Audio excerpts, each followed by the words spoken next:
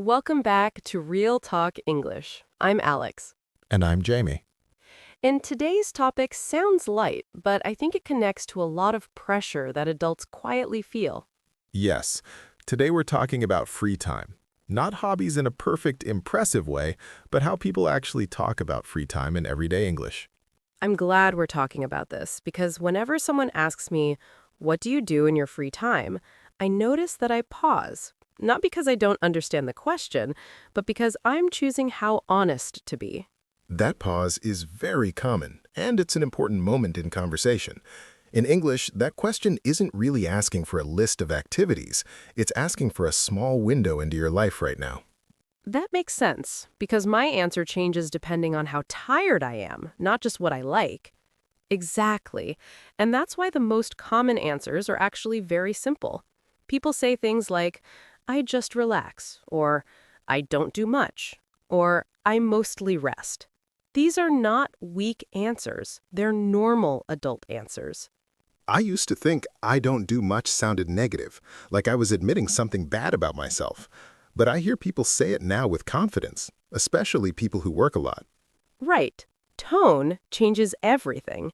When an adult says, "I don't do much," what they usually mean is, "My life already takes a lot of energy, and I'm okay with how I rest." That feels very real. I think a lot of learners feel pressure to sound interesting, like they need hobbies that sound impressive in English. Yes, and that pressure doesn't come from the language. It comes from expectations. In natural English conversations, people rarely explain their free time in detail unless they want to. Short answers are respected. I remember a weekend where I had no plans at all. No social events, no errands. On Sunday night, someone asked me what I did, and I said, honestly, nothing. I expected that to sound bad, but they smiled and said, that sounds perfect. That moment really stayed with me. That's a great example. And notice how there was no follow-up question, no judgment. That's very common. When someone answers honestly, people usually accept it and move on. It made me realize that doing nothing doesn't mean the same thing to adults as it did when we were younger. Exactly. And we'll come back to that phrase later, but first, let's talk about another word that almost always appears in conversations about free time.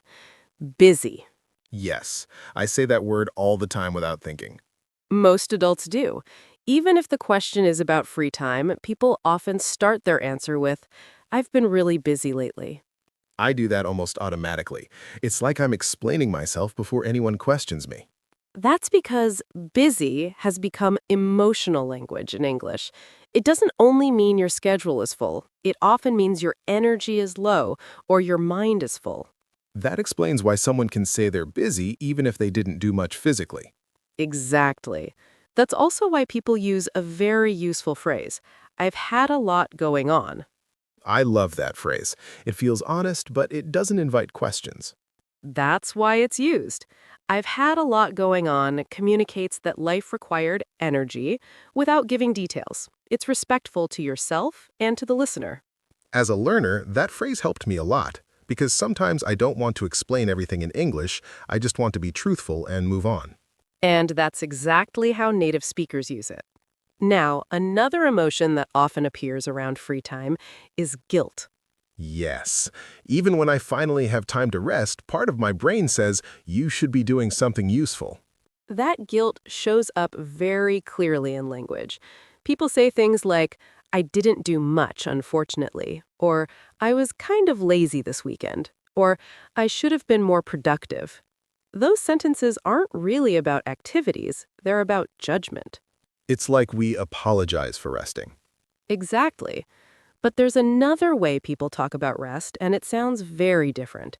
They say, "I needed a quiet weekend," or "I gave myself a break," or "I was exhausted, so I rested." Those sentences feel calmer. They don't sound defensive. Yes, they explain rest instead of apologizing for it. That kind of language is very adult. It shows self-awareness. I've started using I needed it more, like I needed that rest, and people usually respond with understanding.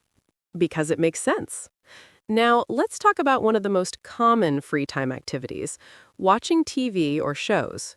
This one took me a long time to accept as a real answer. You're not alone. People say things like, I watch a lot of shows, or I'm watching a series right now, or I usually watch something in the evening. This is extremely normal English. I used to feel embarrassed saying that, like it wasn't productive enough to mention. Many adults feel that way, but in real conversations, watching shows is how many people recover from the day. I remember telling someone, honestly, I just watch shows after work. They laughed and said, that's how I turn my brain off. That phrase comes up a lot, to turn your brain off. Yes, it's a very common and very important phrase. To turn your brain off means to stop thinking, planning, and worrying for a while. It doesn't mean you don't care. It means you need mental rest. That's exactly how it feels after a long workday. I don't want stimulation, I want quiet. And English has gentle language for that. People say things like, I just need something easy, or I want something light, or I don't want to think. All of these sentences are socially accepted. That really helps learners because it shows you don't need fancy vocabulary to express your needs. Exactly. Now, let's talk about hobbies more broadly. People often think of hobbies as either active or passive. Active hobbies include things like exercising, walking, hiking, playing sports. Passive hobbies include watching shows, reading, listening to music. I used to think passive hobbies were somehow worse, like I should always balance them with something active. A lot of people feel that pressure, but in real conversations, people usually talk about balance. They say, I try to stay active during the week, so I relax on weekends. Or, I like walking, but I also enjoy staying in. That sounds very realistic, not extreme in either direction. Yes, extremes are rare in real life. Reading is another interesting example. People don't usually say, my hobby is reading books. They say, I like reading, or I read when I have time, or I'm trying to read more. I notice people often talk about when they read, not what they read. Exactly. I read before bed. I read on the train. I read on weekends. That's everyday English. And hobbies change, too. I'm glad you said that. I used to feel bad about losing interest in hobbies I once loved. That's very common. People say, I go through phases, or I'm into this lately, or I used to do that, but not anymore. That language allows change without guilt. It makes hobbies feel flexible, not like an identity you have to keep forever. Exactly. That flexibility is important because as life changes, free time changes too. And people talk about that very openly in English. They say things like, my free time looks different now, or I'm more selective with my time, or I don't have the same energy I used to. I hear that a lot, especially from people a little older than me. And it doesn't sound sad when they say it. It sounds calm, like they've accepted something instead of fighting it. That's a great observation. Those sentences aren't about loss, they're about adjustment. As responsibilities increase, free time often becomes less about doing many things and more about choosing carefully. I've started to feel that already. I don't want to fill my free time just because it's there. I want it to actually help me rest. And that's exactly how many adults talk about it. They say, I'm more intentional with my time, or I protect my weekends, or I don't overbook myself anymore. These phrases sound very mature in English. I like protect my weekends. It makes free time sound valuable, not selfish. Yes, it frames rest as something worth keeping. Now, another thing that affects free time a lot is money. That's true. Some hobbies are expensive, and that can change how people talk about them. Exactly. That's why you'll often hear phrases like, I keep it simple, or it's a low-cost hobby, or I don't really spend money on it. This language removes pressure. It tells the listener, this works for me, not this is impressive.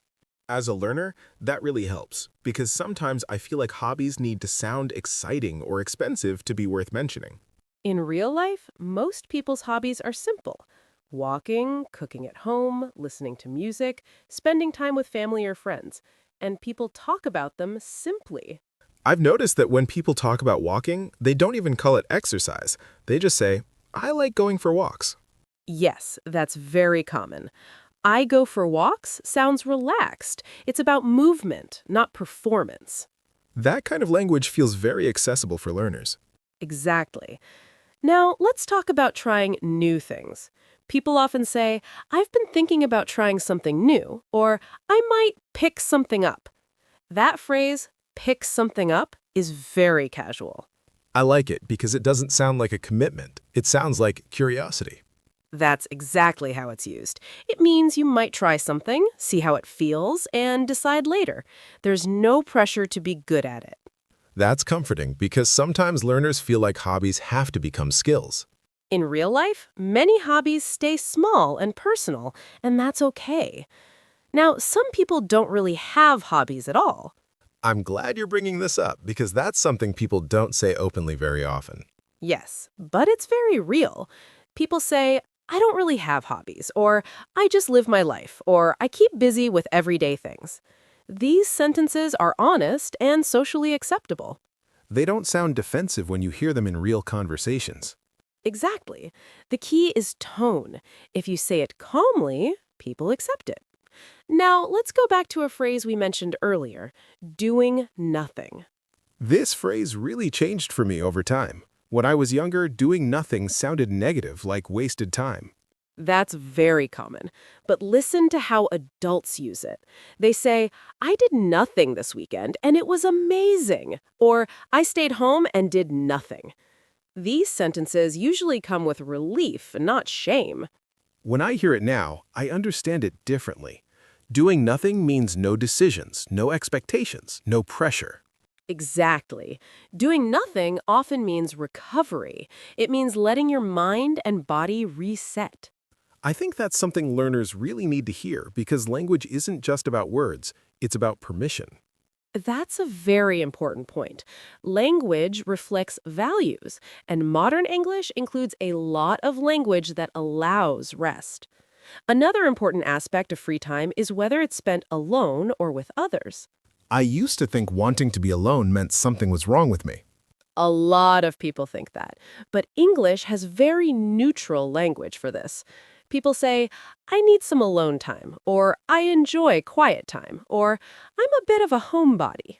Homebody is such a kind word. It doesn't sound negative at all. Exactly. It simply means you enjoy being at home. It doesn't mean boring. It doesn't mean antisocial. It means comfortable. I've also noticed people talk about energy more than personality now. Yes. They say, social stuff drains me, or I need time to recharge, or I don't have the energy for that today. This language explains choices without labeling yourself. That feels very helpful, especially for learners who don't want to define themselves strongly in English. Exactly. You're describing how you feel, not who you are forever. As people get older, free time becomes more intentional. They say, I'm more selective with my time, or I choose my plans carefully. That sounds like confidence, not limitation. Yes, it means you know what helps you and what doesn't. Free time becomes about quality, not quantity. Listening to all of this, I realize something. Free time doesn't have to be impressive. It just has to be honest. That's exactly the heart of it. In English, the most natural answers are usually the simplest ones. I relax. I rest when I can. I keep it simple. And those answers can change over time, and that's okay. Yes, your free time will look different at different stages of life, and your English can change with it. I think that's very comforting for learners. It removes pressure to be perfect, both in language and in life. And that's what we want here.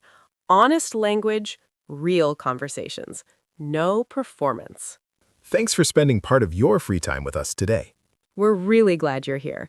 This has been Real Talk English. And we'll talk again soon.